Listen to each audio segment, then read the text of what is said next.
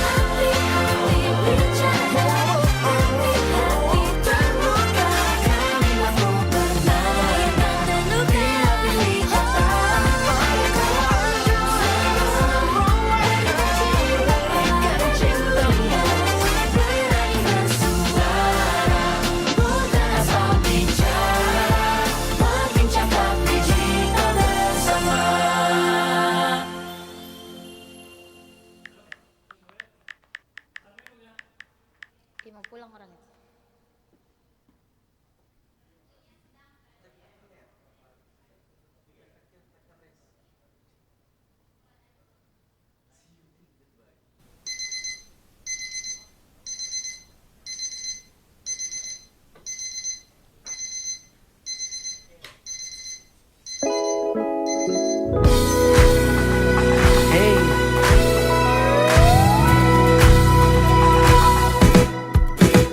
Hari ini, mulai hari ini, jangan lepas kesempatan di depan mata. Bebas mencari yang jadi inspirasi, bebas mencipta apa yang disuka. Telusuri, telusuri, perjalanan selalu pagi. Oh, temukan kuncimu tanpa ragu lagi. Masa depanmu penuh warna-warni. Dunia kita semua punya cerita.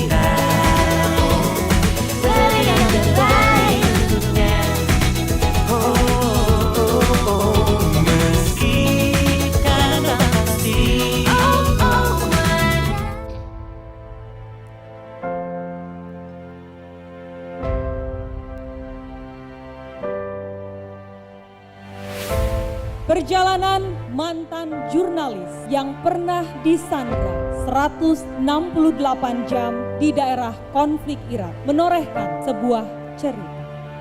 Mutia Viada Hafid. Ketika mereka masuk, saya betul-betul merasa ini sepertinya akhir dari hidup saya. Mutia Hafiz resmi ditetapkan menjadi Ketua Komisi 1 DPR RI dalam rapat terbatas komisi di Kompleks Parlemen Senayan pada Selasa 29 Oktober 2019.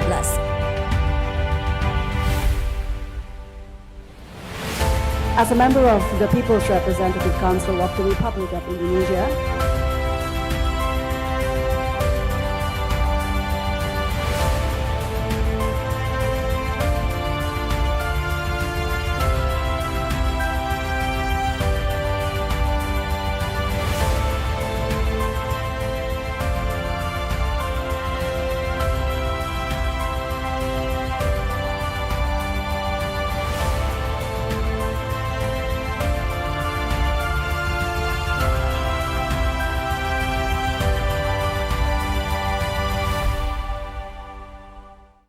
Assalamualaikum warahmatullahi wabarakatuh. Halo semuanya, apa kabar? Baik.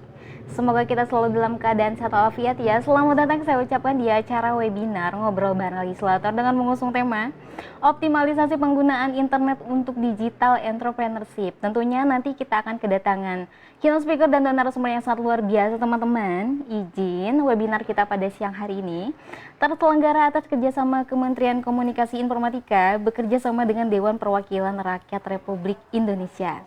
Ada keynote speaker yang mungkin sudah tidak asing lagi ya, yakni ada Ibu Mutia Hafid selaku politisi Partai Golkar dan Ketua Komisi 1 DPR RI.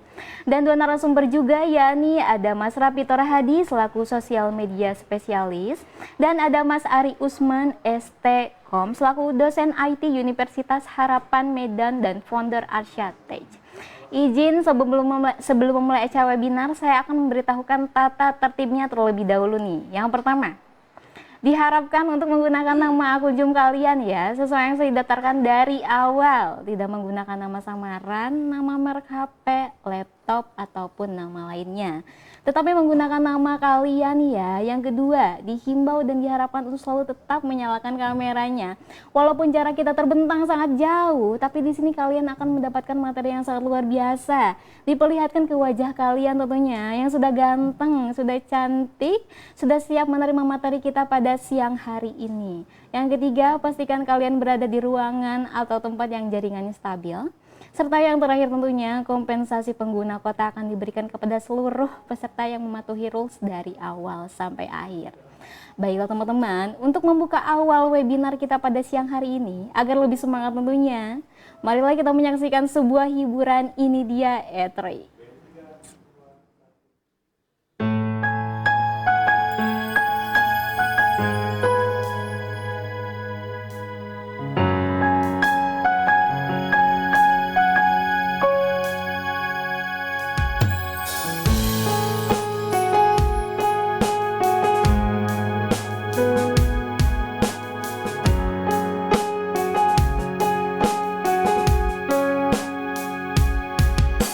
To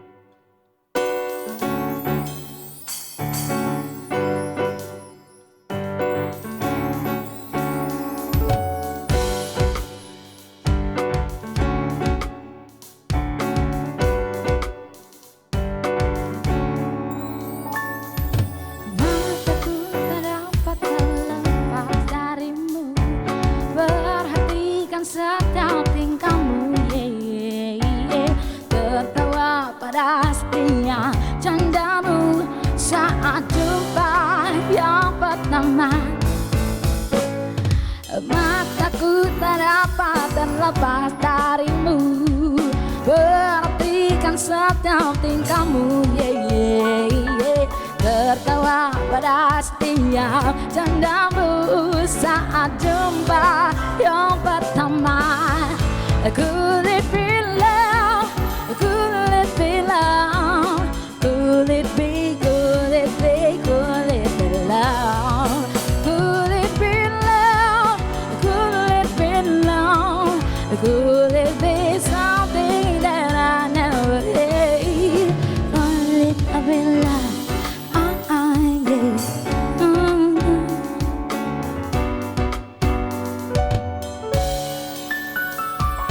Mataku tak dapat terlepas darimu, perhatikan setiap tingkahmu,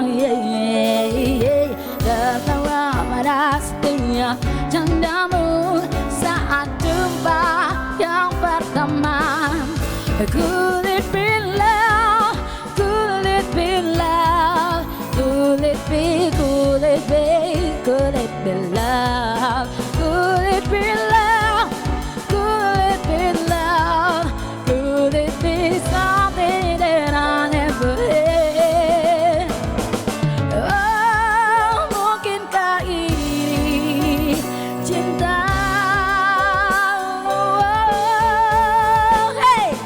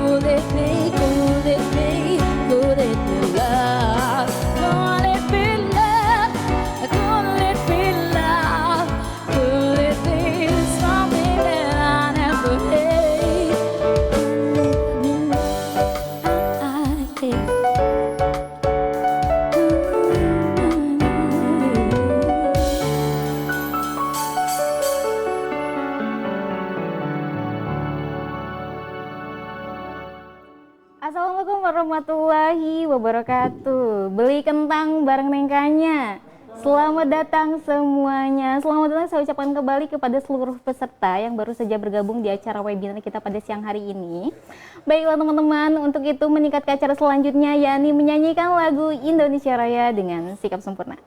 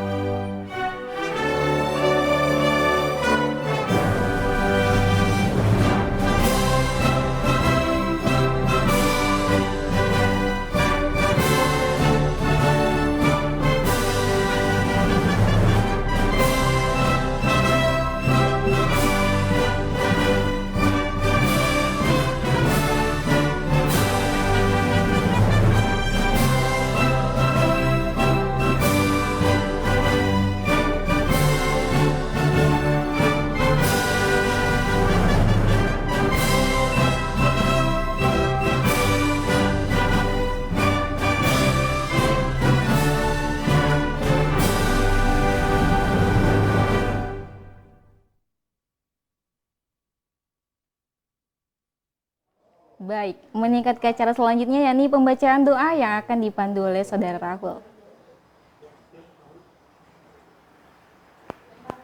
Assalamualaikum warahmatullahi wabarakatuh. Selamat siang dan salam sejahtera bagi kita semua. Baiklah, sebelum memulai acara webinar hari ini, marilah kita tundukkan kepala dan hati kita sejenak untuk bermunajat sekaligus mohon ampunan Allah Subhanahu wa taala. Semoga acara pada ini berjalan dengan baik. Auzubillahi minasyaitonirrajim. Bismillahirrahmanirrahim. Alhamdulillahirabbil alamin. Rabbana walakal hamdu walakal syukru. Allahumma sholli ala Muhammadin fil awwalin wal akhirin. Allahumma ya Allah ya Tuhan kami, dengan mengucap puji dan rahmat dan karunia-Mu yang telah Engkau limpahkan kepada kami, pada para pemimpin kami, pada masyarakat dan negara kami. Allahumma ya Allah ya Rabbana ya Karim. Jadikanlah acara webinar pada siang hari ini sebagai ilmu yang bermanfaat, sebagai upaya kami untuk memberikan wawasan ilmu yang hadir. Ya Allah, acara ini tujuannya tidak lain hanya untuk memperoleh ridho-Mu semata. Untuk itu berilah petunjuk agar kami dapat menjalankannya baik. Allahumma ya Allah ya Rabbana ya Karim. Jadikanlah kami semua yang mengikuti webinar hari ini untuk menjadi bangsa yang unggul, bermanfaat untuk diri sendiri, keluarga, masyarakat, bangsa. Ya Allah yang Maha Pengasih dan Maha Pengampun. Engkau telah menguji kami dengan kuasa-Mu, di mana kami harus tetap bersyukur, berikhtiar atas perintah-perintah-Mu, beriman dan bertakwa kepada Allah Subhanahu wa taala. Berikanlah perlindungan dan kesehatan kepada kakak kami, Mutia Hafid. Mudahkanlah, murahkanlah, dan lancarkanlah setiap urusan yang sedang beliau lakukan dan akan beliau lakukan. Ya Allah, anugerahkanlah dan limpahkan pada kami kesehatan, kekuatan, keikhlasan, lindungan, dan bimbingan. Semoga Engkau mengabulkan doa kami, karena sesungguhnya Engkau Tuhan yang Maha Pengasih dan Maha Penyayang. Rabbana atina fid dunya hasanah wa fil akhirati hasanah wa qina azabannar. Amin ya Allah ya rabbal alamin. Walhamdulillahirabbil alamin. Wassalamualaikum warahmatullahi wabarakatuh. Amin amin ya rabbal alamin. Tak terasa teman-teman, saatnya sudah memasuki sesi diskusi. Tentunya nanti kita akan dipandu oleh moderator yang sangat kece. Sebelumnya nanti kita akan kedatangan keynote speaker dan dua narasumber yang sangat luar biasa. Ada keynote speaker Ibu Mutia Hafid selaku politisi Partai Golkar dan Ketua Komisi DPR RI. Dan dua narasumber juga, yakni ada Mas Rapitor Hadi selaku sosial media spesialis, dan satu narasumber lagi yakni ada Mas Ari Usman ST selaku dosen IT Universitas Harapan Medan dan founder Arsyatej. Baiklah teman-teman, tanpa berlama-lama lagi, saya langsung persilakan kepada moderator kita yang sangat kece tentunya. Di sana atas ada nama Mas Eben. Halo Mas Eben, selamat siang. Selamat siang Nur Afifa, apa kabarnya? Alhamdulillah luar biasa baik sekali. Oke, terima kasih untuk rekan saya Nur Afifa yang telah membuka acara ini. Assalamualaikum warahmatullahi wabarakatuh, salam sejahtera untuk kita semua.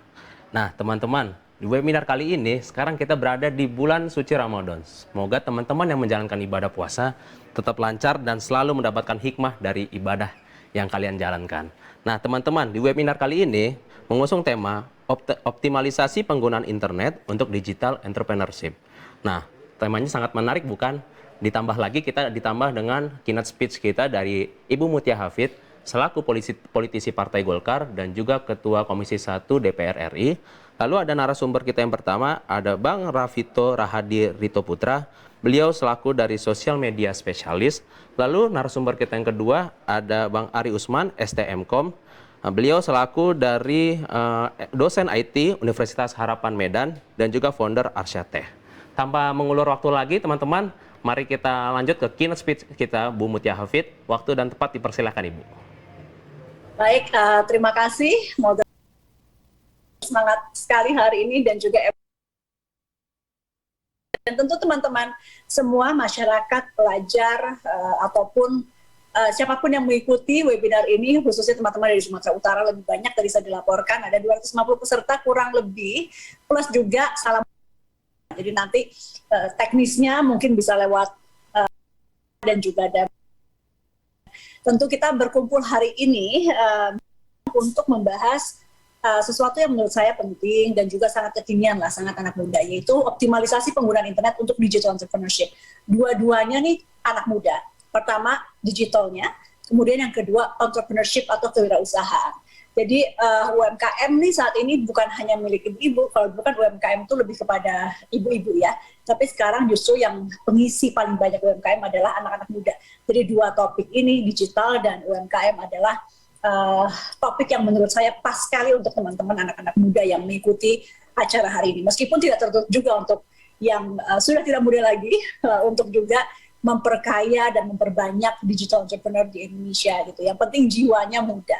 Nah, langsung saya tolong dibantu dengan slide untuk lebih memberikan gambaran lebih lengkap lagi. Yang pertama, slide pertama tentang optimalisasi penggunaan internet untuk digital entrepreneurship. Tadi saya sampaikan bahwa UMKM itu sangat amat penting, dan kalau kita lihat selama COVID, jadi UMKM ini adalah penyangga. UMKM adalah penyangga yang membuat ekonomi Indonesia tuh bisa terus berjalan dan kita tidak memasuki masa resesi gitu ya, karena UMKM-nya terus berjalan selama COVID gitu ya. Nah, dua hal, nggak hanya UMKM, digital juga. Jadi justru ketika COVID, digital ini meningkat dengan pesat. Nah, kita mengkombinasikan antara digital entrepreneurship yang definisinya kurang lebih begini ya. Di sini kita lihat di halaman ini, transformasi kewirausahaan yang memanfaatkan perkembangan teknologi. Sebuah peluang wirausaha yang diciptakan melalui penggunaan platform teknologi dan peralatan komunikasi informasi lainnya. Jadi itu definisinya. Lanjut ke halaman berikutnya, kita lihat pernyataan Bill Gates. Teman-teman tahu Bill Gates ya, kenal dari jauh mungkin ya, tapi namanya kita udah tahu sekali. Beliau orang bisnis dan khususnya yang digital gitu, dan beliau menyatakan kalau bisnis kita tidak di internet, maka bisnis kita will be out of business, artinya mati gitu. Bisnisnya akan mati kalau tidak dihubungkan dengan internet. Jadi beliau menyampaikan hal itu tidak tanpa dasar ya menurut saya, karena kalau kita lihat saat ini memang internet sudah menjadi way of living atau cara hidup, terutama untuk anak-anak muda. Ya nggak cuma bisnis, nggak cuma belanja, nggak cuma berjualan, tapi bekerja juga di banyak yang online, kemudian belajar juga banyak yang online, kemudian membuat konten-konten gitu ya, banyak konten kreator yang muncul dan lain-lain. Jadi artinya memang digital itu masa depan, dan di semua lini, tidak hanya di lini informasi, termasuk juga di lini bisnis gitu. Lanjut, di sini kita lihat ciri khas digital entrepreneurship. Yang pertama, content-based business, memberikan nilai kepada pelanggan dengan menyediakan konten spesifik dalam format digital. Kemudian community-based business, menawarkan nilai dengan cara menyediakan forum diskusi dan konten spesifik yang sebagian besar merupakan kontribusi dari penggunanya. Kemudian online store ya, ini mungkin yang paling teman-teman biasa kenal, ini platform digital penjualan produk, barang, ataupun jasa. Kemudian matchmaking business, mempertemukan sekelompok mitra bisnis yang sebelumnya tidak terhubung. Promotion business untuk menarik pelanggan baru. Jadi banyak sekali kan yang memakai internet digital sebagai misalnya sarana promosi yang jauh lebih murah ya daripada kita beriklan di televisi, beriklan di majalah, di koran dan lain-lain. Yang sebelumnya, sebelum era digital, biasanya orang berpromosi dengan cara itu, tapi sekarang sudah berubah. Nah, itu yang menjadi ciri khas digital entrepreneurship ya. Beda dengan entrepreneurship zaman dulu sebelum era digital. Ini betul-betul ciri-ciri dari UMKM atau entrepreneurship bisnis yang kekinian di era digital. Lanjut di halaman berikutnya, kita lihat fakta-fakta yang perlu kita catat ketika kita mau masuk di bisnis digital. Pertama, bahwa pengguna internet di Indonesia itu sudah amat tinggi penggunanya, meskipun belum 100%. Jadi angkanya itu kurang lebih 77% dengan total 212,9 juta penduduk Indonesia, warga negara Indonesia yang saat ini sudah terhubung dengan internet. Angka ini besar sekali karena Indonesia adalah negara yang besar, artinya penduduknya salah satu yang terpadat di dunia, dan kemudian besar karena persentasenya yang cukup besar. Jadi dari tahun ke tahun, internetifikasi atau akses internet ini bertambah terus. Nah, ini akan naik terus angkanya sehingga mungkin setahun, 2 tahun, 3 tahun lagi kita sudah bisa melihat internetifikasi yang mendekati 100%. Artinya mencakup hampir 270 juta penduduk Indonesia.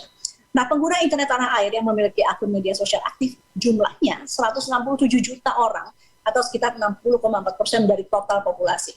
Kenapa sekarang semuanya bersosmed? Itu karena memang ya itu cara kita saat ini berkomunikasi, belajar, berjualan, sebagian besar menggunakan sosmed, tepatnya 60,4%. Kemudian 96,3% pengguna Indonesia mengakses internet melalui perangkat telepon seluler atau mobile phone. Jadi kalau dulu mungkin 5-10 tahun yang lalu kita menggunakan internet biasanya menggunakan komputer kita, ya. Tapi sekarang lebih banyak yang mengakses lewat internet, lewat HP. Bahkan HP saat ini udah sangat jarang yang punya HP analog, jadi hampir semua HP terhubung juga secara internet. Ya, lanjut di halaman berikutnya kita lihat nilai ekonomi digital Indonesia mencapai 77 miliar dolar Amerika pada 2022, meningkat 22% dari tahun sebelumnya. Google, Temasek, Bain & Company dalam laporan Economy 2022 mencatat hal ini. Ya, jadi ini adalah bukti bahwa e-commerce di Indonesia tuh naiknya amat sangat pesat. Kemudian tempat transport makanan online itu juga angkanya cukup besar, sebanyak 8 miliar dolar Amerika. Kemudian travel online 3 miliar dolar Amerika, media online dan banyak sekali juga media sekarang ya, itu 6,4 miliar dolar. Jadi ini angka yang begitu besar dan diprediksi akan terus meningkat. Lanjut di halaman berikutnya kita lihat startup di Indonesia ini yang bermunculan. Ada teman-teman mungkin pernah dengar Unicorn, Dekakon. Nah, kita udah punya beberapa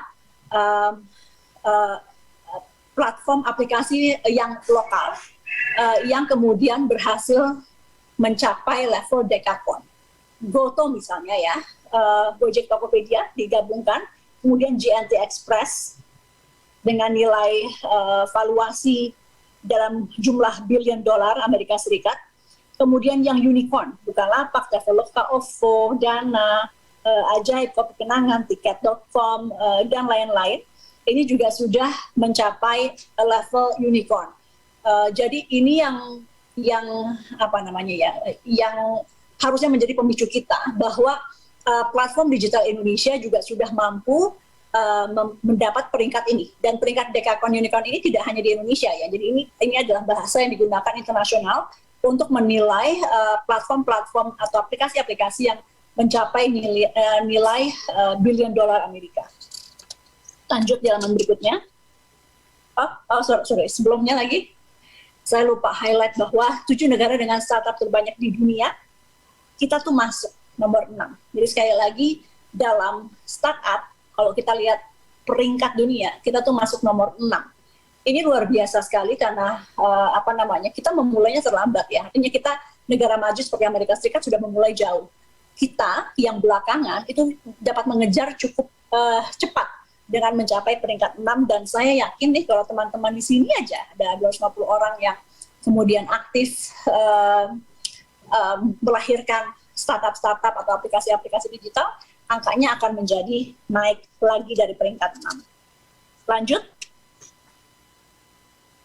Ranking ekosistem. Nah, kita lihat nih Medan. Jadi Sumatera Utara ada satu kota, yaitu Medan, yang mendapat peringkat keempat. Yang pertama, ranking ekosistem startup di kota-kota di Indonesia, Jakarta, Bandung, Surabaya, Medan, Yogyakarta. Nah, kalau teman-teman lihat, yang lainnya semua tuh di Pulau Jawa ya, kecuali Medan. Nah, artinya ini hebat sekali. Teman-teman di Sumatera Utara, kalau Jawa kan memang jelas, tengah, infrastruktur semua sudah rapi, jadi tidak mengagetkan kalau memperoleh peringkat 1, 2, 3, dan 5. Ya. Sementara Sumatera Utara yang cukup jauh dari pusat, begitu ya, dari ibu kota, bisa mampu masuk mewarnai 5 besar daerah-daerah ini yang memiliki ekosistem startup terbaik. Jadi semangat teman-teman di Medan khususnya bisa naik lagi. Saya yakin dari peringkat keempat ini. Lanjut. Digital entrepreneurship, ya, tadi kita kembali lagi ke topik ini. Tadi kan potensi ekonomi, potensi digitalnya seperti apa. Nah, kembali ke digital entrepreneurship, ini adalah kalau kita lihat rasio kewirausahaan di Indonesia itu masih rendah, yaitu 3,47% dari total populasi. Di tengah era digital ini, kesempatan untuk mengisi kebutuhan pasar akan talenta digital ataupun memulai usaha sendiri berbasis digital sangat terbuka lebar. Artinya kita tuh angka-angka yang tadi disebut meskipun bagus, meskipun masuk ke 6 peringkat tertinggi dunia, Tapi itu tuh masih kecil, masih baru 3,47%. Artinya ruang untuk tumbuhnya masih amat besar. Itu yang kita ingin highlight di sini, bahwa digital entrepreneurship akan naik. Kemudian Indonesia diperkirakan membutuhkan talenta digital sebanyak 9 juta orang. Syaratnya satu untuk naik, kita punya talenta digital yang banyak. Nah, saat ini kita belum mencukupi, bahkan sebetulnya jauh dari mencukupi. Bayangkan kalau kita punya 9 juta talenta digital, artinya kita diharapkan bisa mampu bersaing, bahkan menguasai dunia digital ini di kancah internasional. Nah, apa yang dilakukan untuk mencapai 9 juta? Literasi, ini yang paling standar, yang paling basic, seperti yang kita lakukan saat ini. Melakukan literasi pemahaman kepada anak-anak muda bahwa kita perlu meramaikan digital, ruang digital. Baik itu untuk entrepreneurship, baik itu untuk membuat konten-konten kreasi yang hiburan, informasi, edukasi, belanja, dan lain-lain ya. Tapi tidak cukup di digital literasi saja. Nggak cukup cuma sekali ketemu Mutia Hafid di sini, mendengarkan penjelasan kita dan narasumber lainnya nanti, tapi harus ada pelatihan-pelatihan tambahan yang lebih hands-on, yang lebih membantu misalnya teman-teman UMKM untuk betul-betul go digital. Apa sih yang harus dilakukan, apa yang harus, step-stepnya seperti apa, dan lain-lain. Karena itu kita juga dorong Kementerian Komunikasi dan Informatika untuk menindaklanjuti pertemuan seperti ini dengan pelatihan-pelatihan yang real untuk mereka yang sudah masuk di UMKM. Ya. Jadi tentu masuk dulu di UMKM, kemudian baru mendapatkan pelatihan untuk go digital. Jadi berubah dari UMKM konvensional ke digital. Lanjut di halaman berikutnya, kita lihat anak muda pelopor wirausaha. Tadi saya sudah sampaikan di awal ya, kalau dulu tuh wirausaha, UMKM tuh identiknya dengan ibu-ibu, tapi sekarang tuh justru dengan anak-anak muda. Sudah nggak zaman juga kalau kita lulus kuliah. Dulu kalau ditanya lulus kuliah mau jadi apa, rata-rata PNS mau masuk Polri, mau masuk TNI, mau menjadi guru, mau menjadi dan lain-lain ya. Profesi tersebut yang saya sebutkan sangat mulia, tapi tentu kita nggak bisa semuanya mau jadi PNS, nggak bisa semuanya berebutan mau jadi Polri, TNI, dan lain-lain. Kita harus berbagi. Dan yang tak kalah pentingnya adalah profesi sebagai wirausahawan atau wati. Nah, ini yang kenapa sekarang anak-anak muda juga banyak masuk ke situ, karena memang pertama kebutuhan atas wirausaha itu tinggi, yang kedua dengan digital ini itu menjadi lebih mudah untuk teman-teman masuk ke wirausaha, baik itu menjual produk ataupun menjual jasa. Ya. Lanjut di halaman berikutnya, peluang digital startup. Kita lihat, nah ini kenapa juga angkanya terus meningkat, karena kita punya banyak profesinya macam-macam ya. Digital startup itu nggak harus cuma bikin konten gitu ya, tapi ada juga copywriter gitu, ada juga spesialis yang media sosial, ada digital public relation, ada yang fokus pada cyber security, ada yang fokus pada spesialis search engine optimization atau SEO, kemudian ada yang fokus di marketing secara digital, developer software, web, aplikasi, dan lain-lain. Jadi peluangnya sangat luas, dan ini hanya sebagian ya, sebagian kecil yang ditampilkan di sini. Zaman berikutnya kita lihat bahwa bantuan-bantuan pemerintah itu banyak sekali untuk mendorong digital startup, digital entrepreneurship gitu ya. Karena pemerintah juga membutuhkan tentu untuk ekosistem digital ini semakin maju. Karena tadi saya sampaikan kan, ketika COVID itu kita bertahannya ekonomi itu karena UMKM. Nah, kalau UMKM go digital, kita berharap perputaran uangnya menjadi lebih baik, dan secara ekonomi kita lebih sehat. Seperti manusia lah, kalau misalnya darahnya tersumbat, dia bisa sakit. Tapi ketika darahnya mengalir secara lancar, dia menjadi manusia yang sehat. Demikian juga dengan ekonomi. Jadi dia harus berputar terus, perputaran dananya itu bagus gitu ya, dan kemana-mana seperti manusia. Jadi nggak cuma ke bagian kaki, ke bagian kepala, ke bagian tangan, tapi menyeluruh ke seluruh badan. Nah, itu yang kita harapkan muncul dengan lebih banyak lagi digital entrepreneur. Nah, cari tahu deh bantuan-bantuan pemerintah yang amat banyak. Di antaranya kita spill di sini UMKM Go Digital, ini mungkin di Kementerian UMKM, kemudian Digital Talent Scholarship ini di Kementerian Komunikasi dan Informatika, kebetulan mitra kami, jadi kami tahu persis. Kemudian juga ada bantuan mendapatkan domain ADI, ini juga di Kementerian Kominfo, ada rumah kreatif BUMN di Kementerian BUMN, ada pembuatan NPWP untuk usaha, ini kemungkinan di pajak ya, kemudian juga bantuan insentif pemerintah untuk pelaku pariwisata dan ekraf, ini di Kementerian Pariwisata, kemudian bantuan produktif usaha mikro BPUM, ini mungkin di Kementerian UMKM. Jadi banyak sekali program-program lintas kementerian yang terkait dengan digital entrepreneurship. Kita lanjut ke halaman berikutnya, Pak Erlangga Hartarto, Menko Perekonomian RI, mengatakan bahwa pemerintah mendorong ekonomi digital dengan fokus pada kewirausahaan digital. Jadi senada dengan yang saya sampaikan, karena menjadi kunci penting dalam mengakselerasi pertumbuhan ekonomi. Jadi kita perlu mempercepat ekonomi negara, dan salah satu caranya adalah dengan UMKM digital. Nah artinya nggak cuma DPR yang bilang gini, tapi pemerintah komit, pemerintah sudah bertekad dan menyatakan itu di level Pak Menko. Bahkan Presiden juga sempat secara langsung menyampaikan concern terhadap ruang digital ini dan bagaimana supaya ini bisa mendorong ekonomi yang lebih baik bagi Indonesia. Jadi artinya teman-teman masuk ke sebuah dunia yang memang pemerintah tuh confirm sudah pasti akan mendukung dan mendorong. Lanjut, kalau dari DPR sendiri akan mendorong apa? Kita lihat beberapa komitmen yang kita di Komisi 1 yang kebetulan membawahi bidang informasi ini. Beberapa yang selalu kita lakukan dan kita highlight adalah pertama, kita ingin Kominfo mengembangkan keterampilan digital atau digital leadership dan digital scholarship melalui berbagai kegiatan dengan bermitra dengan sektor swasta.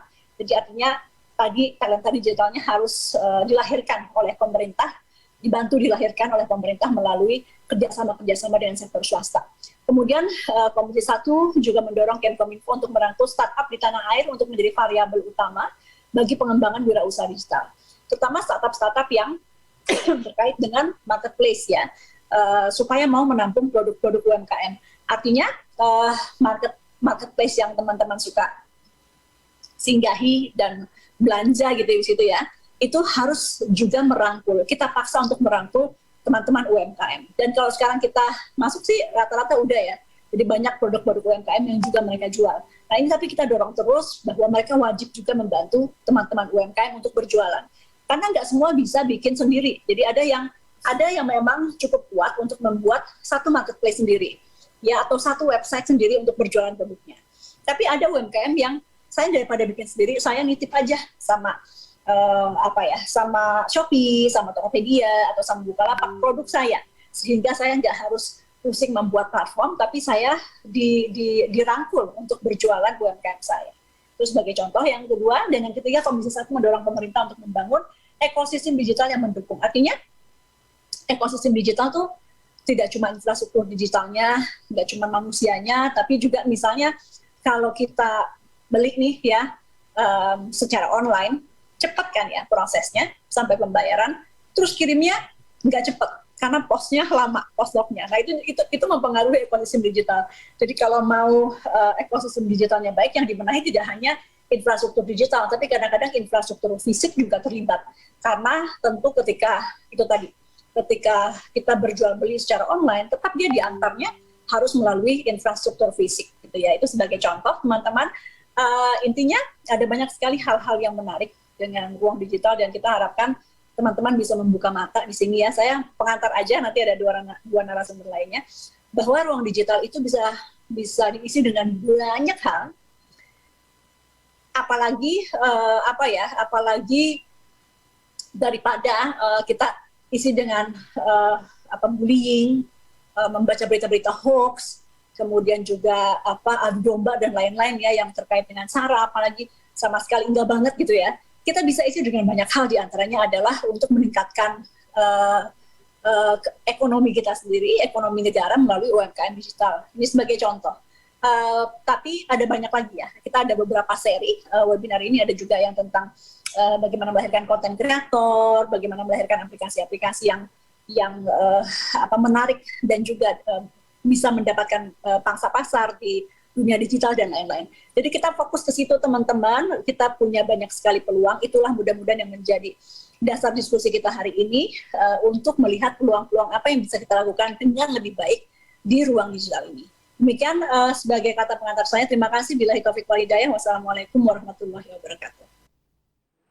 Waalaikumsalam warahmatullahi wabarakatuh. Terima kasih Ibu Mutia Hafid selaku politisi Partai Golkar dan juga Ketua Komisi 1 DPR RI atas pemaparan yang sangat luar biasa.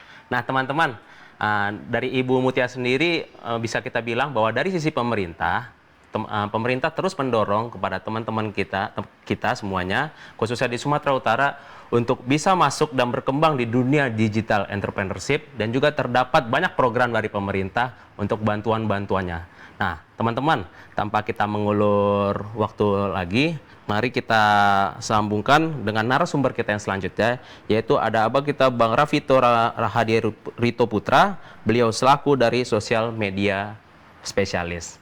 Apakah sudah tersambung? Selamat siang Bang Rafito. Selamat siang Mas Eben, sudah tersambung. Iya, apa kabarnya di siang hari ini Mas? Alhamdulillah baik. Alhamdulillah. Mas, gimana?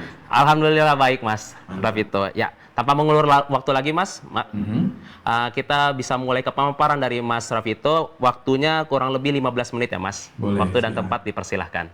Baik. Oke, baik teman-teman semua. Apa kabarnya? Gimana kabarnya teman-teman semua? Di sini saya akan memaparkan mengenai optimalisasi digital entrepreneurship. Terus saya present ya. Oke, udah kelihatan belum? Kelihatan Mas ya. Oke, siap. Oke, perkenalkan teman-teman semua, nama saya Muhammad Rafito Radityo Putra, biasa dipanggil Vito. Teman-teman semua kalau misalkan ada pertanyaan bisa ke email saya untuk menghubungi saya rafito12@gmail.com. Oke, yang pertama, jadi terima kasih banyak sebelumnya untuk kepada Ibu Mutia Hafid atas pemaparannya. Jadi pemanfaatan internet oleh pelaku usaha digital itu sangat banyak ya teman-teman. Jadi faktanya ini dari data box kita bisa lihat di sini pemasaran digital itu mencapai 63,52. Nah, jadi dunia digital ini mendominasi cara berjualan. Nah, pemasaran digital atau digital marketing ini adalah semua upaya pemasaran yang menggunakan internet atau online. Jadi di sini tuh dunia digital benar-benar sangat luas teman-teman.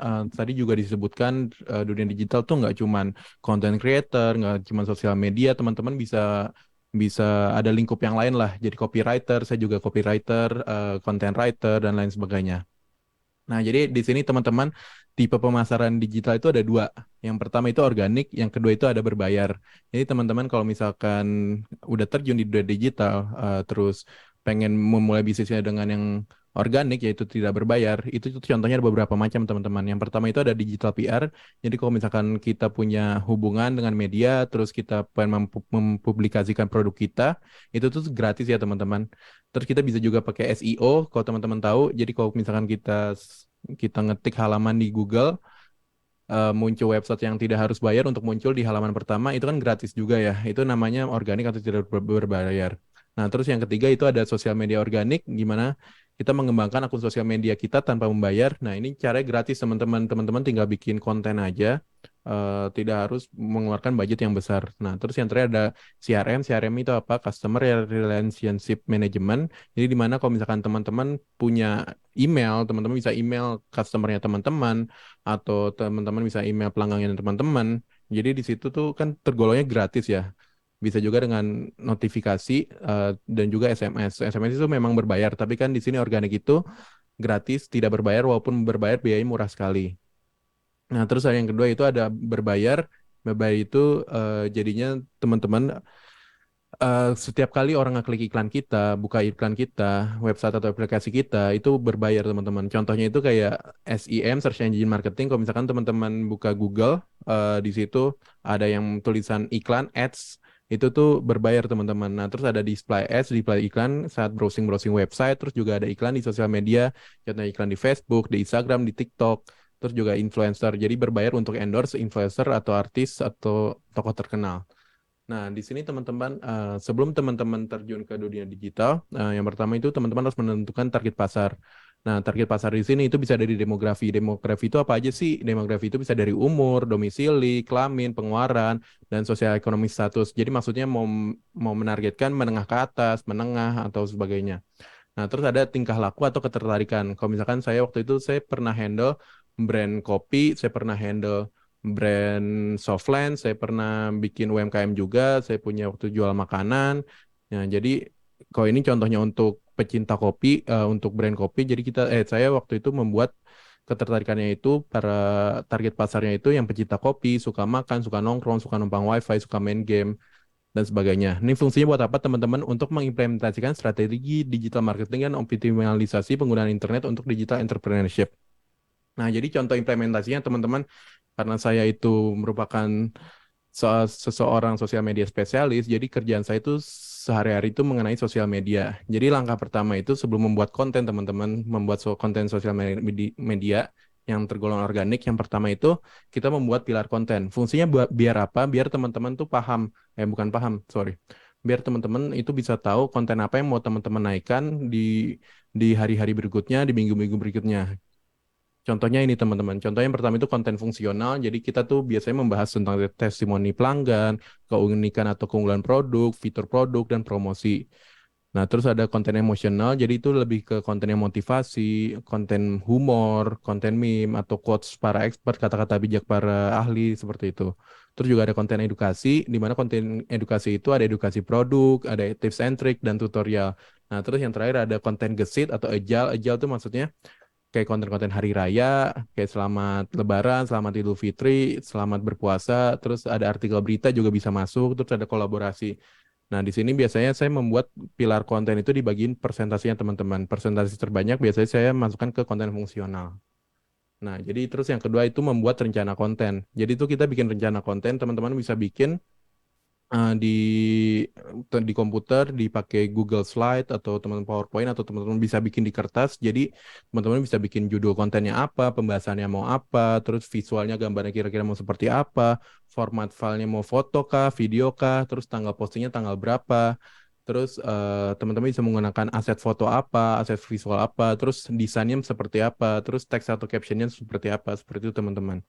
Terus yang ketiga itu membuat kalender konten, di mana teman-teman masukin nih, teman-teman kan udah bikin konten pilar yang tadi ya, pilar konten yang tadi ada keunikan produk, ada testimoni, ada kuis, meme, giveaway, terus ucapan hari raya. Teman-teman bisa bikin kalender konten di sini di minggu 1, minggu 2, minggu 3, dan sebagainya. Jadi porsinya teman-teman bisa ngebagi-bagi sendiri. Nah, ini contoh hasil kontennya teman-teman. Jadi untuk nih contoh konten edukasi saya, ini bisnis saya sendiri, UMKM saya sendiri, yaitu namanya Purebol, itu mashed potato kentang tumbuk, di mana saya target pasarnya itu menengah sampai dengan menengah ke bawah. Jadi untuk konten edukasi saya menjelaskan nih produk saya, ternyata produk saya itu mashed potato yang creamy dan gurih, pilihan sausnya tuh banyak, seperti itu. Terus ada konten fungsional, itu keunikan produk saya. Jadi keunikan produk saya itu punya berbagai macam topping, berbagai macam cita rasa, seperti itu teman-teman. Jadi ada sausnya bermacam-macam, seperti itu. Nah, ini contoh hasil konten saya yang pernah saya buat. Jadi saya pernah bikin beberapa konten. Nah, terus juga saya waktu itu pernah bikin konten untuk brand Softlands juga. Di sini kebanyakan tentang konten mengenai edukasi, terus juga konten mengenai keunikan produk. Jadi ini kalau Softland ini keunikannya adalah di mata itu terlihat alami, cantik alami. Ya, jadi format konten tuh nggak cuma satu post doang teman-teman, ada juga carousel yang banyak postingannya. Nah, terus teman-teman juga harus memperhatikan caption atau penggunaan teks di konten sosial media teman-teman. Jadi yang pertama itu ada hook atau pemancing. Jadi supaya orang-orang penasaran, ini tuh sebenarnya konten soal apa sih? Jadi tuh teman-teman harus bikin di teksnya itu yang memancing orang untuk mau ngebaca konten teman-teman atau melihat konten teman-teman. Nah, terus kedua itu ada isi, di mana isinya itu berupa deskripsi oleh konten tersebut. Lalu yang ketiga itu ada ajakan. Biasanya keajakan ini kalau di bahasa Inggris kan itu, bahasa umumnya itu CTA atau call to action teman-teman. Nah, ini kalau untuk contoh implementasi konten video, mungkin teman-teman ada yang tertarik untuk jadi content creator. Jadi teman-teman di sini bisa ngikutin format ini, ada maknanya. Yang pertama itu harus ada makna, durasi, terus warna backgroundnya mau apa, produknya mau apa, teksnya mau apa, terus syuting videonya gimana, detail videonya seperti apa, properti yang dibutuhkan apa aja. Teman-teman bisa ngikutin format seperti ini. Nah, terus ini contoh yang video yang pernah saya buat untuk waktu itu brand yang pernah saya pegang. Ini bisa di TikTok, bisa teman-teman bisa lihat Fresh Look Everyday. Nah, terus teman-teman juga karena teman-teman udah pernah membuat target pasar tadi, teman-teman juga bisa membuat iklan di sosial media yang berbayar teman-teman. Jadi target pasar yang tadi teman-teman bisa masukkan di sini keinginan teman-teman. Jadinya teman-teman bisa masukin lokasinya di mana yang pertama. Terus umurnya dari rentang berapa sampai berapa. Terus bahasanya mau bahasa Indonesia kah, bahasa Inggris kah, atau bahasa yang lain boleh juga teman-teman. Terus ada juga yang terakhir itu ada ketertarikan. Jadi kalau misalkan teman-teman punya UMKM brand kopi gitu, merek kopi, berarti kan teman-teman ngincernya kan orang yang suka kopi kan, teman. Di iklan di sosial media itu teman-teman di Facebook ya.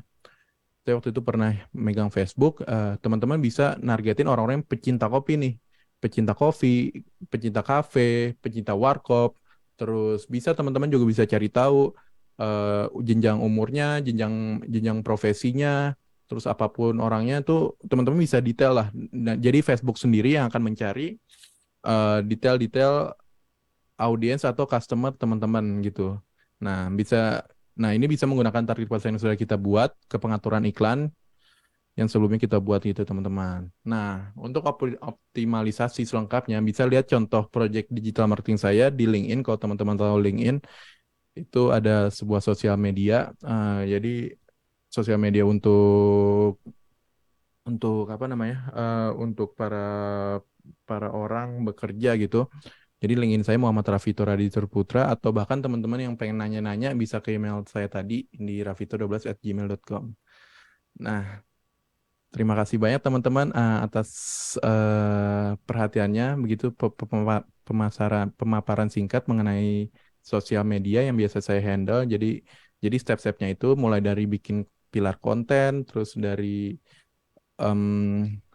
rencana konten, terus publish konten, bikin caption juga. Di situ ilmunya berbeda-beda teman-teman. Berikutnya saya serahkan kepada Mas Eben.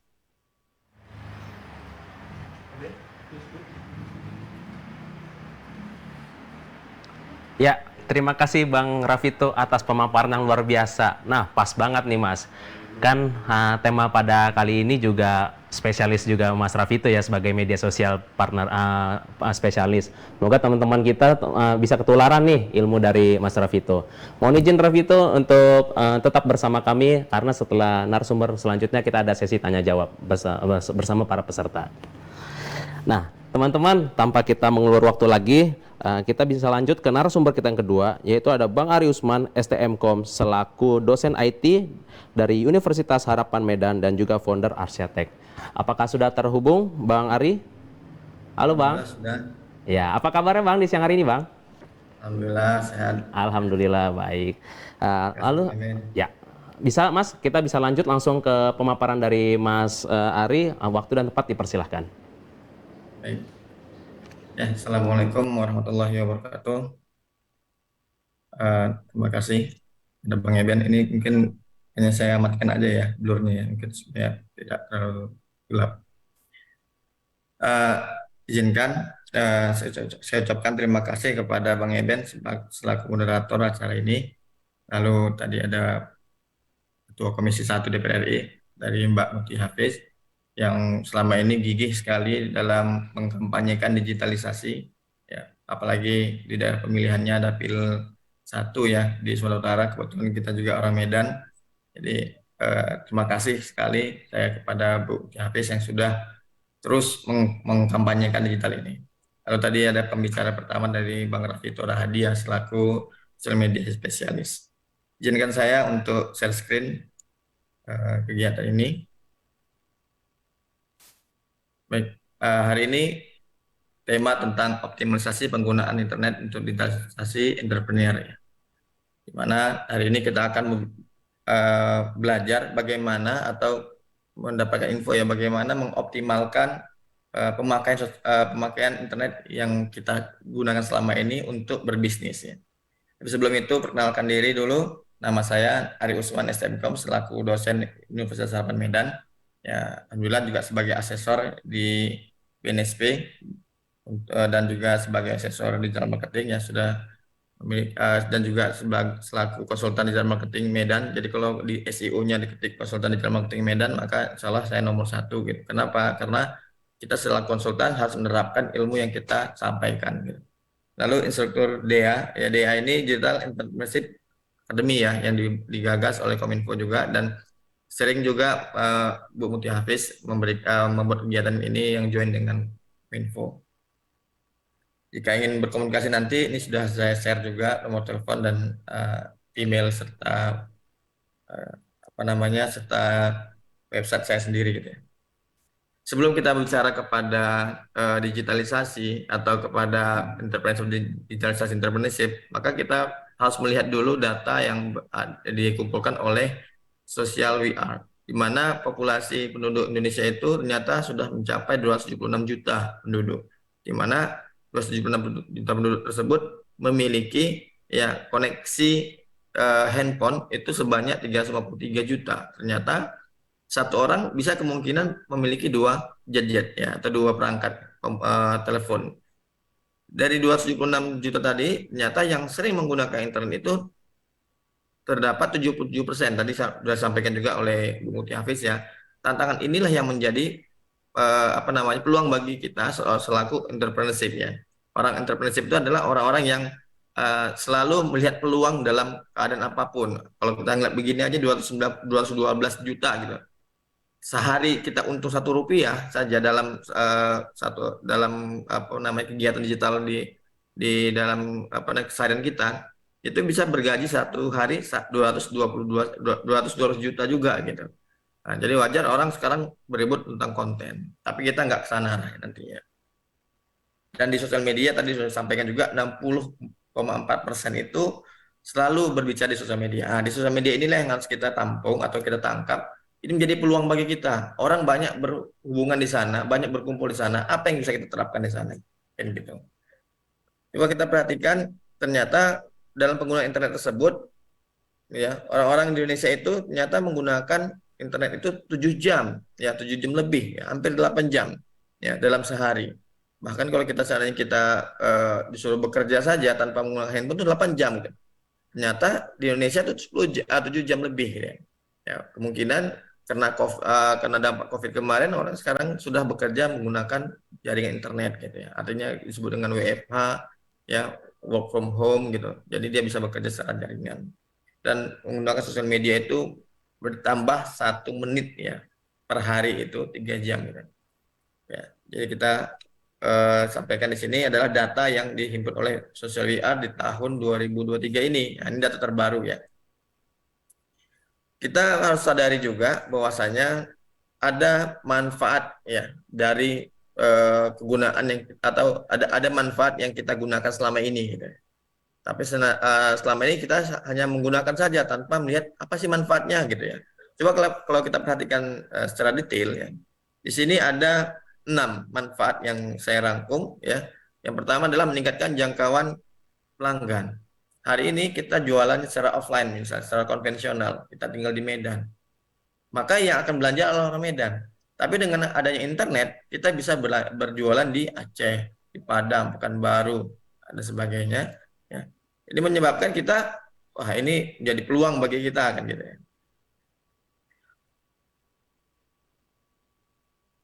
Lalu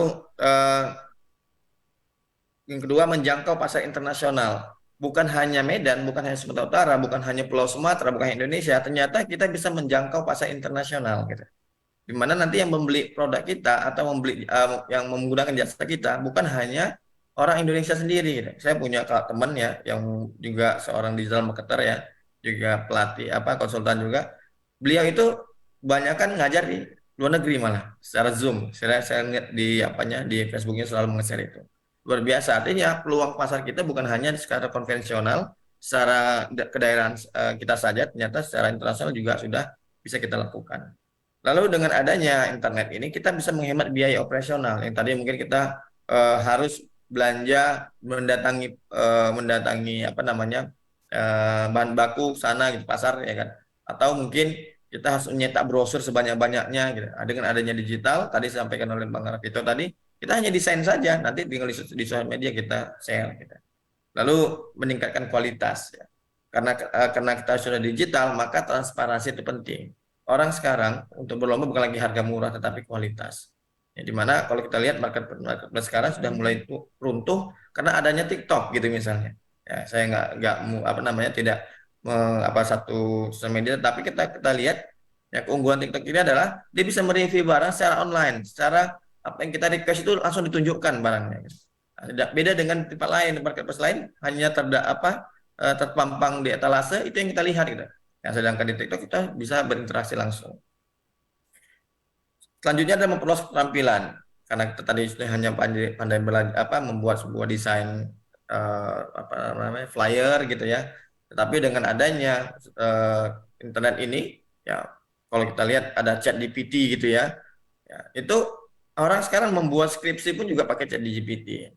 Orang membuat artikel-artikel ilmiah juga ChatGPT. Bahkan Canva tadi mungkin kalau saya lihat tadi Bang Raffi itu buka Canva. Nah di Canva sudah ada fitur terbaru lagi. Ketikkan apa yang kamu inginkan dalam pembuatan gambar, maka si Canva akan memberikannya. Misal kita buat kucing duduk di atas gedung misalnya, maka nanti si Canva akan memberikan gambar itu, gitu, gambar yang sesuai permintaan kita.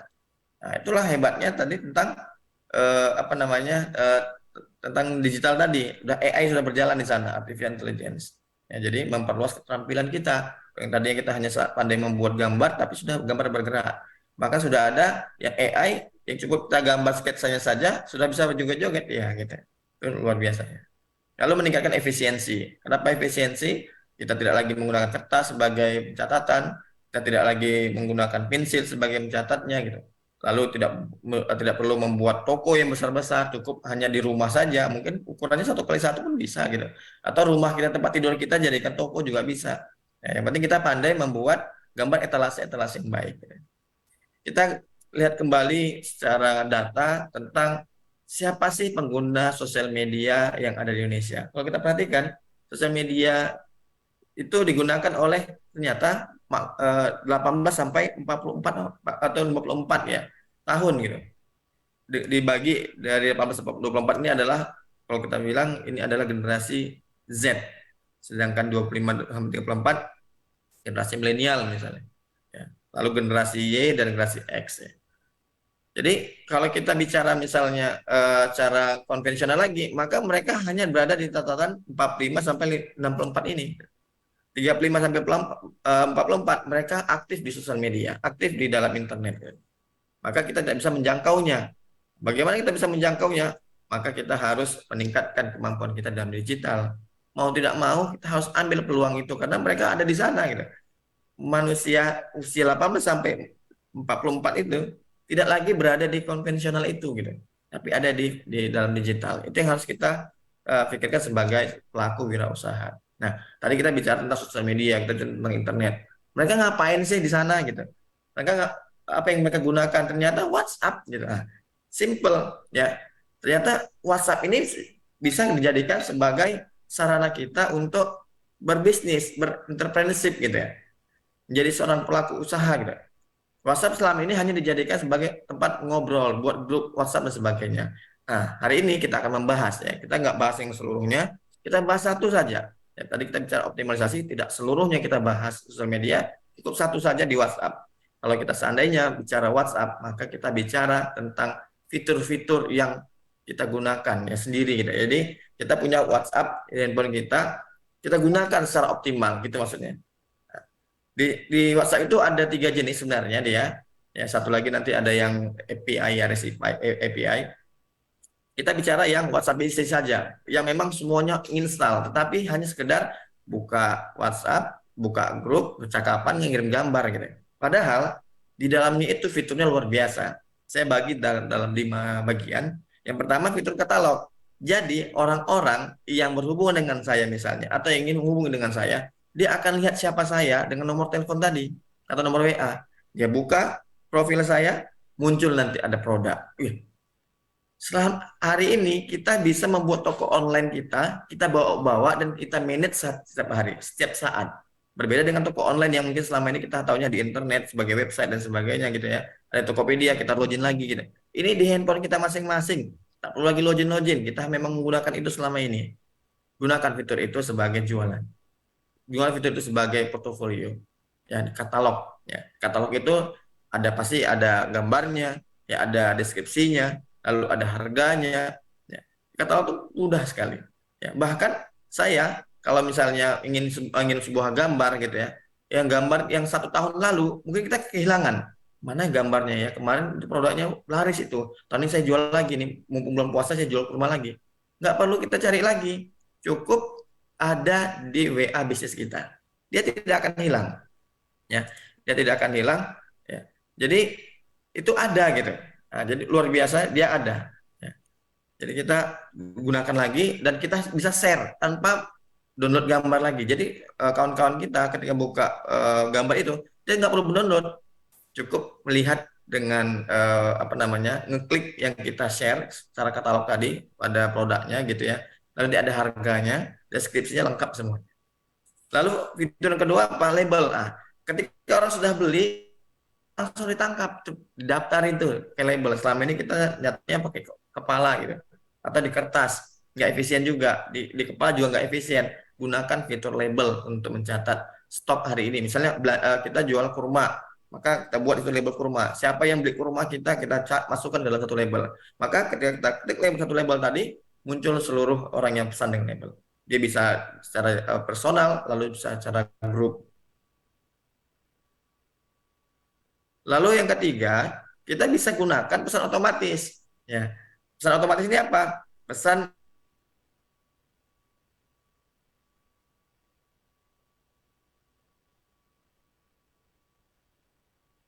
saya jawab, waalaikumsalam. Mahasiswa pasti beranggapan saya lagi online. Ya, selamat siang Pak, siang saya buat. Ya, ini adalah fitur tentang pesan otomatis. Ya, apalagi misalnya fitur di luar jam kerja. Dihubungi saya misalnya, saya buat jam kerja saya hari ini misalnya lagi rapat, saya pasang, saya lagi rapat misalnya. Maka nanti ketika orang hubungi, mohon maaf nanti saya akan balas, saya sedang rapat. Nah itu juga menjadi peluang bagi kita untuk menangkap konsumen. Ya. Yang keempat adalah fitur balasan cepat. Yakin kita, ya abang kakak semuanya di sini atau bapak ibu semuanya yang di sini, ketika membuat sebuah pesan yang panjang itu bisa di copy paste di notepad gitu, atau di note kita gitu ya. Di WA sudah ada, tinggal bapak ibu masukkan saja di situ. Nanti ketika ada yang nanya yang fitur panjang tadi, bisa deskripsi, tolong minta deskripsinya dong Pak. Tinggal pesan tekan tombol slash muncul, atau ada fitur balasan cepat langsung masukkan. Nomor rekeningnya di mana saya taruh tadi ya? Kasih di situ. Gambar promo apa lagi ya? Langsung di situ. Semua bisa dimasukkan di sana. Ya. Jadi jangan ragu dengan WhatsApp bisnis ini karena kita sudah punya semuanya dan insya Allah lebih aman ya.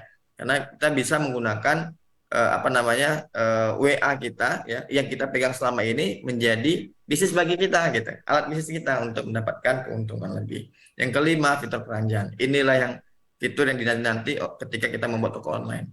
Keranjang, orang pesannya berapa akan muncul di keranjang. Orang pesannya apa akan muncul di keranjang. Ya, keranjang siapa? Keranjang kita dan keranjang konsumen. Ini akan hadir di sana. Jadi kita selaku entrepreneurship atau selaku pebisnis harus melihat peluang. Oh ini WA. Kita selama ini hanya menggunakan sebagai percakapan, ya share berita, share share info gitu ya. Tetapi lupa bahwasanya kita bisa share bisnis juga di sana. Ya. Selanjutnya adalah aplikasi kasir gratis dan praktis. Saya juga sudah gunakan. Ya. Di sini kita tinggal cari di Play Store, cari aja kasir gratis gitu, free. Ya, kasir online free. Nanti bahkan dibuatkan juga toko online-nya. Ya, kalau misalnya mau versi web, silakan menggunakan nanti kasir gratis ini. Kita kirim ke kawan kita. Nah, sedangkan tadi misalnya versinya WA sudah ada gitu. Di WA kita. Bahkan di fitur WA itu kalau kita balik kembali sedikit ya, itu ada tempat alamat. Jadi orang nanya di mana alamatnya. Tak perlu lagi kita bingung mencarinya, bisa di fitur balasan cepat akan muncul di sana juga, dan juga di profil kita. Kita dikliknya di profil kita, oh ini alamatnya, langsung ke rumah atau di depan pintu kita. Selagi kita sesuai menuliskan alamatnya gitu ya. Nah, di sini aplikasi kasir gratis ini adalah gunanya untuk apa? Ya, kita misalnya bertransaksi. Nggak mungkin kita lagi mencari kertas bond, kita mencari lagi pulpen gitu. Cukup gunakan handphone kita saja. Install ini satu, ini menjadi aplikasi kasir gratis. Bahkan lebih canggihnya lagi nanti bisa dikoneksikan dengan printer gitu. Bisa. Yang ngeprint kita bisa langsung ngeprint gitu. Jadi jangan malu dan jangan ragu untuk menggunakan aplikasi-aplikasi yang sudah diberikan oleh teman-teman kita yang memang memberikan gratis. Memang kalau gratis ada fitur ininya ya, terbatas gitu ya. Tapi kalau misalnya sudah kembang usahanya, silakan nanti ada fitur pro-nya yang lebih baik lagi. Artinya lebih banyak fitur-fitur yang bisa disampaikan. Ya, jadi bagi saya adalah ketika memanfaatkan sosial media, memanfaatkan internet itu secara optimal dengan kepentingan bisnis kita, maka kita menjadi orang-orang yang entrepreneur itu. Bukan hanya sekedar seorang entrepreneurship selaku nama, tapi selaku branding kita adalah seorang yang entrepreneurship. Mudah-mudahan ini bisa bermanfaat. Terima kasih telah perhatian. Sungguh indah si Pulau Bali, sangat terkenal seluruh negeri. Presentasi saya sampai di sini. Jika ada kesalahan, mohon koreksi. Jalan-jalan ke Kota Padang, singgah ke warung makan Indomie. Jika ada umur yang panjang, jadwalkan kita silaturahmi. Assalamualaikum warahmatullahi wabarakatuh. Waalaikumsalam warahmatullahi wabarakatuh. Terima kasih Bang Ari Usman STMkom atas pemaparan yang sangat luar biasa. Di siang-siang hari ini kita berasa kuliah bareng ya Bang ya. Nah, dari pemaparan dari Abang yang sangat luar biasa. Mohon izin Bang untuk tetap bersama kami karena setelah ini kita ada sesi tanya jawab. Oke, teman-teman, langsung saja kita masuk ke sesi tanya jawab. Di sini kita akan memilih 3 pertanyaan dengan para pertanyaan bisa menggunakan fitur raise hand atau juga bisa dengan menulis pertanyaan di kolom chat. Mari teman-teman, mari bertanya kepada para narasumber kita yang sudah standby dan siap memberikan jawaban yang semoga bermanfaat untuk kita.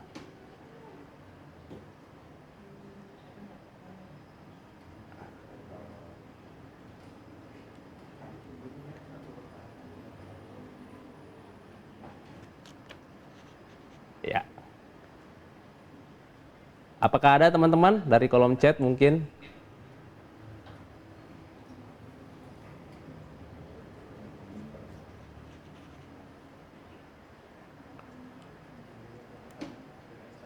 Oh. Ya, kalau gitu Bang Ari masih bersama kami? Masih, insya Allah. Ya, Bang, saya ingin menanya nih Bang. Untuk fitur-fitur selain WhatsApp, apa yang bisa digunakan teman-teman muda untuk melakukan promosi-promosi yang sangat efisien di zaman sekarang selain WhatsApp nih Bang? Ya, banyak sekali ya. Apalagi orang Indonesia ini kan taunya yang free ya Bang ya. Ya. Kalau udah cerita misalnya berbayar udah langsung mundur gitu. Kita kan ketika ngelatih misalnya para entrepreneurship, dia langsung nanya gitu, apa sih untungnya sama saya kalau saya berbayar gitu. Nah, jadi fitur-fitur tuh banyak. Kalau misalnya kita pengen punya toko, ya orang mencari rumah kita, maka kita harus membuatnya Google My Business namanya, Google Profile Business. Nah, ini untuk yang anak-anak muda mungkin langsung bisa share saja gitu, di share atau di search ya, di search saja di Google Profile Business. Itu bisa peluang kita gitu, membuat peluang kita, orang bisa ke rumah kita nanya, Sherlock dong, nggak perlu lagi Sherlock titiknya, tetapi Sherlock toko kita atau usaha kita. Ketika orang Sherlock usaha kita, contoh misalnya ketika orang mencari rumah saya buat tuh rumah pelatihan komputer Arsyatek. Orang kan melihat, ternyata Bapak ini punya pelatihan gitu. Nggak lagi nge-share Sherlock yang hanya koordinat saja. Nah, ini peluang bisnis. Yang kedua, Canva tadi sudah disampaikan. Ya, fitur-fitur Canva banyak yang gratis juga. Apalagi mau menjelang Syawal nanti atau menjelang Lebaran, orang pengen membuat ucapan-ucapan. Ya. Hitung saja satu gambar kita bilang 10.000 gitu jual. Satu hari kita bisa buat gambar 5 gambar. Template juga banyak. Otomatis kan kalau 10.000 murah ya gitu kan, Bang Eben ya. Tapi kan karena dia nanti banyak yang ngambil atau yang pesan sama kita, ucapan selamat itu kita udah bergaji satu hari 100.000 kalau 10 orang gitu. Itu banyak sekali kalau memang kita bicara bisnis. Kebetulan saya orang Minang, jadi ketika ada peluang itu tangkap gitu. Jadi jangan ditunggu gitu, Eben.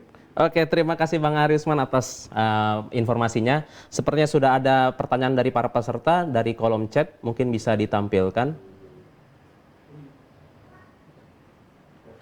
Ya, dari Rahul Syah Maghribi. Selamat siang moderator, izin bertanya untuk Mas Rafito. Strategi apa saja yang bisa dilakukan dalam menghadapi tantangan pemasaran digital dalam pemasaran global sekarang ini? Ya, untuk Bang Rafito, waktu dan tempat dipersilahkan. Oke, terima kasih banyak Mas Rahul Syah Maghribi. Saya izin menjawab. Jadi strategi apa saja yang bisa dilakukan dalam menghadapi tantangan pemasaran digital dalam pemasaran global sekarang ini?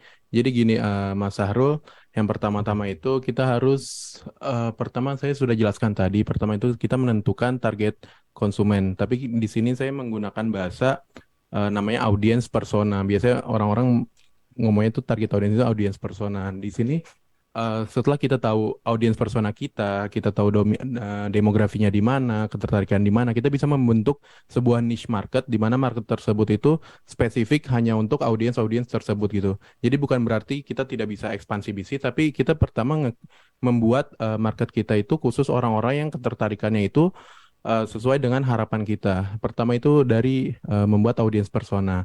Nah, terus kemudian setelah membuat audiens persona tersebut, Mas Sahrul juga bisa, yang kedua saya menyarankan untuk beriklan di Facebook atau di akun sosial medianya dengan target pasar yang udah dibuat tadi. Jadi gini, Mas Sahrul, untuk beriklan biasanya itu setiap platform itu mempunyai karakteristik audiens berbeda-beda. Jadi kalau misalkan dan sekarang ini untuk beriklan sesuai dengan data yang terbanyak itu ada dua. Yang pertama itu dari Google, yang kedua itu dari Meta. Meta itu entah Facebook atau Instagram. Dari situ Mas Sahrul bisa memasukkan target pasar yang tadi dengan audiens yang Mas Sahrul udah buat tuh niche marketnya. Mas Sahrul bisa memainkan di situ. Nah, di situ kita juga bisa untuk membuat karakteristik audiens yang berbeda-beda, Mas Sahrul. Jadi misal contoh ya, jadi kalau misalkan di Facebook Mas Sahrul pengen nih Mas Sahrul misal bikin umur 21 sampai umur 30. Nah, itu target pertama. Nah, Mas Sahrul juga bisa bikin target kedua, misal target kedua itu 31 sampai 35. Karakteristiknya misal produknya kopi lagi ya, misal pecinta kopi. Terus tapi yang sebelumnya itu bukan pecinta kopi, misal pecinta kafe. Itu kan semuanya kan mempunyai karakteristik yang dibuat berbeda, tapi kan secara keseluruhan itu kan relate ya sama bisnis Mas Sahrul. Jadi strateginya itu pertama itu menentukan audiens, kedua itu beriklan dengan cara ngambil dari target audiens tadi dimasukkan ke dalam promosi iklan, seperti itu Mas Sahrul. Ya, semoga pertanyaan dari Mas Rahul bisa terjawab jelas oleh Mas Rafito. Ya, sepertinya ada pertanyaan lagi dari kolom chat. Ya, ada dari Mbak Nurbaiti. Izin bertanya kepada Pak Ari, bagaimana cara memanfaatkan bantuan pemerintah untuk memperluas peluang digital entrepreneurship? Ya, untuk Bang Ari mungkin bisa dijawab langsung. Ya, terima kasih Bu Nurbaiti ya. Untuk memanfaatkan peluang itu, pemerintah ini kan sekarang lagi menggalakkan digital ya. Maka pemerintah ini ingin memberikan bantuan jika satu, kita punya lembaga pastinya. Ya, lembaga yang sudah legal ya, sudah terregistrasi di Kemenkumham misalnya. Yang kedua, bukan hanya di Kemenkumham, ternyata kita misalnya ada di Kesbangpol atau di dinas sebagainya. Jadi itulah cara kita untuk meraih peluang bantuan pemerintah. Tapi kalau seandainya kita hanya berharap pemerintah memberikan kita sesuatu, tetapi kita tidak menyiapkan legalitasnya, maka sama saja gitu, kita menunggu hujan yang turun dari langit pada tengah hari gitu, pada siang hari. Ini akan lama gitu turunnya, belum tentu datang gitu. Jadi upayakanlah kita harus bersinergi, membuat sebuah komunitas misalnya, lalu membuat sebuah lembaganya, dibuat supaya ada lembaga hukumnya, lalu didaftarkan dan laporkanlah atau berikanlah apa yang ingin kita lakukan dalam era digital ini untuk anak muda misalnya, atau untuk orang-orang yang keterbelakang tentang IT, kita bisa upayakan agar pemerintah juga senang gitu. Program mereka akan berjalan adanya tangan-tangan kita. Mungkin itu Bang Emin. Pemaparannya, dan mungkin masih ada lagi pertanyaan terakhir dari kolom chat, bisa ditampilkan. Ya, dari Mbak Nayaha, izin bertanya kepada dua narasumber, bagaimana caranya agar tetap konsisten terhadap usaha UMKM kita sendiri? Nah, mungkin bisa langsung dijawab oleh dua narasumber kita. Mungkin pertama dari Bang Rafito, sekaligus closing statement dari masing-masing para narasumber. Terima kasih, dilanjutkan oleh Bang Rafito. Ya. Oke, terima kasih banyak Mas Eben. Untuk agar selalu konsisten dalam entrepreneur, untuk yang pertama, kalau dari segi sosial media ya, teman-teman harus dari sosial medianya itu harus selalu aktif. Dari Instagram itu, biasanya kalau dari Instagram, entah TikTok, entah Twitter, atau bahkan Facebook, itu harus aktif posting biar orang melihat nih, akun ini tidak mati, akun ini selalu aktif, dan akun ini akan selalu untuk memasarkan produk-produknya, seperti itu. Untuk kalau misalkan hal teknis seperti usaha agar selalu konsisten, pertama ini saya menyarankan agar teman-teman itu membuat ada yang namanya funnel mapping, di mana teman-teman itu memetakan alur-alur bisnis teman-teman. Untuk alur bisnis teman-teman itu teman-teman harus bikin pertama dari manajemen fungsionalnya ya. Pertama itu dari manajemen fungsional kan ada 4 teman-teman. Yang pertama itu ada keuangan, ada operation, ada operasi, ada yang ketiga ada SDM, yang keempat ada marketing. Teman-teman harus bikin sebuah alur bisnis, di mana alur bisnis itu dari alur satu ke alur berikutnya sampai alur terakhir itu harus saling berkesinambungan teman-teman. Itu terlihat sebenarnya teoritis ya, tapi teman-teman ketika teman-teman udah dari segi manajemen fungsional tersebut udah berkesinambungan, udah saling mensupport satu sama lain, teman-teman bisa yang akhirnya membuat bisnis teman-teman itu konsisten. Dan yang terakhir, kalau menurut saya, kalau untuk agar selalu konsisten bisnisnya, teman-teman harus belajar. Jadi kalau di marketing itu ada namanya marketing mix, bauran pemasaran. Jadi ini konsepnya ahli marketing namanya Philip Kotler. Jadi di sini ada yang konsep namanya segmenting, targeting, positioning. Pokoknya fundamental marketing mix sama STP ini, segmenting, targeting, positioning ini harus kuat. Jadi segmenting itu segmen mana yang teman-teman ingin sasar, targeting kayak target konsumen yang yang saya sudah paparkan sebelumnya. Terus ada positioning ini gambarnya itu sebenarnya brand atau usaha teman-teman tuh ingin dianggap di masyarakat apa sih.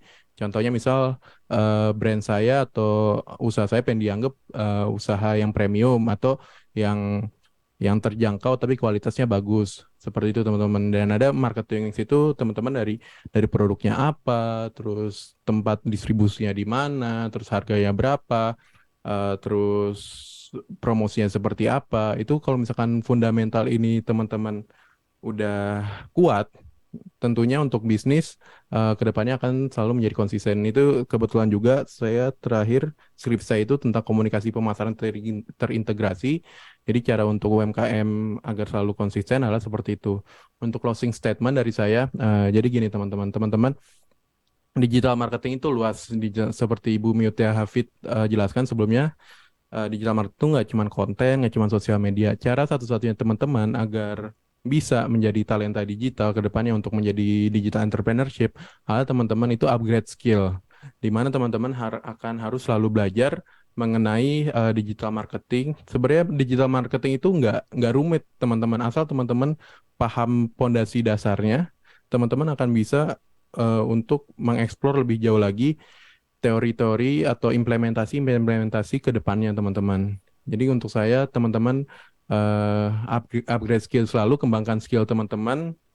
Ruang belajar itu udah banyak, terutama dari Google juga untuk dapat sertifikat digital marketing itu udah gratis. Terus ada kelas-kelas gratis lainnya, teman-teman juga bahkan bisa belajar dari YouTube juga. Banyak orang-orang yang sharing video tentang digital entrepreneurship, digital marketing.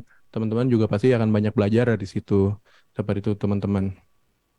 Mungkin selanjutnya saya serahkan ke Pak Ari Usman atau ke Mas Eben lagi. Ya, Pak Ari Usman bisa menanggapi dari pertanyaan tersebut, dilanjut dengan closing statement. Baik, konsistensi itu memang kata kunci dalam berusaha ya. Tanpa adanya konsisten, maka pekerjaan yang kita lakukan itu tidak akan menemui titik akhir. Maka untuk membuat kita konsisten, maka cara yang pertama adalah kita catat dulu target kita apa.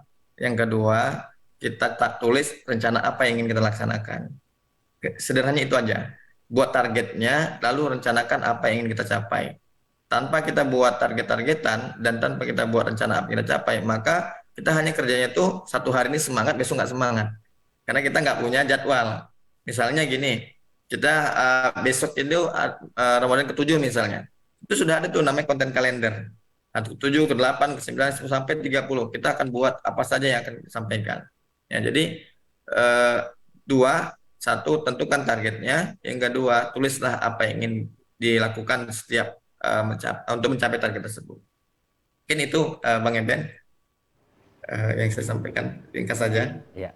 Terima kasih Bang Usman atas pemaparannya pada hari ini. Nah teman-teman, semoga pada siang hari ini setelah webinar ini teman-teman bisa terpacu lagi nih untuk bisa mengoptimalisasi penggunaan internet untuk digital entrepreneurship guna memicu juga perekonomian nasional kita ya teman-teman. Nah, kembali saya ucapkan juga untuk para narasumber kita, yaitu ada keynote speaker kita dari Ibu Mutia Hafid selaku politisi Partai Golkar dan juga Ketua Komisi 1 DPR RI. Lalu ada juga Bang Rafito Rohadi Ripto Putra, beliau selaku sosial media spesialis, dan juga Bang Ari Usman STMkom, beliau selaku dosen IT dari Universitas Harapan Medan dan juga founder Arsyatech. Nah, teman-teman, saya tanpa mengurangi waktu lagi, saya Laban Ebenezer izin pamit diri dan dilanjutkan oleh rekan saya Nur Afifah. Terima kasih. Oke, baik. Terima kasih ya Mas Ebin yang sudah memandu diskusi kita dari awal sampai dengan akhir ini. Tak terasa usailah sudah perjumpaan kita pada siang sampai dengan menjelang sore hari ini. Saya Nur Afifah beserta kru pamit undur diri. Mohon maaf bila ada salah kata atau mungkin tutur kata yang kurang berkenan di hati.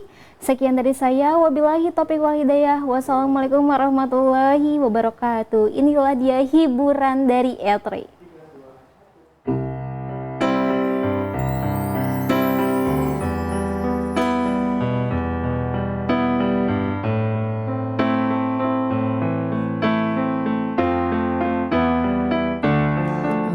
Some dream silver and gold, like a skin from a movie, that every broken heart knows. We were walking on moonlight, and you put me close. Split second and you disappeared, and I was all alone. Woke up and tears, you by my side, prayed out relief, and I realized, no, we're not promised tomorrow. So I'm gonna love you like I'm gonna lose you. I'm gonna hold you like I'm saying goodbye. Wherever we're standing, I won't take you for granted. 'Cause we'll never know when we'll run out of time. So I'm gonna love you like I'm gonna lose you. I'm gonna hold you like I'm gonna lose you. And I'm laying off and there's a whisper of smoke. You could do everything, 'cause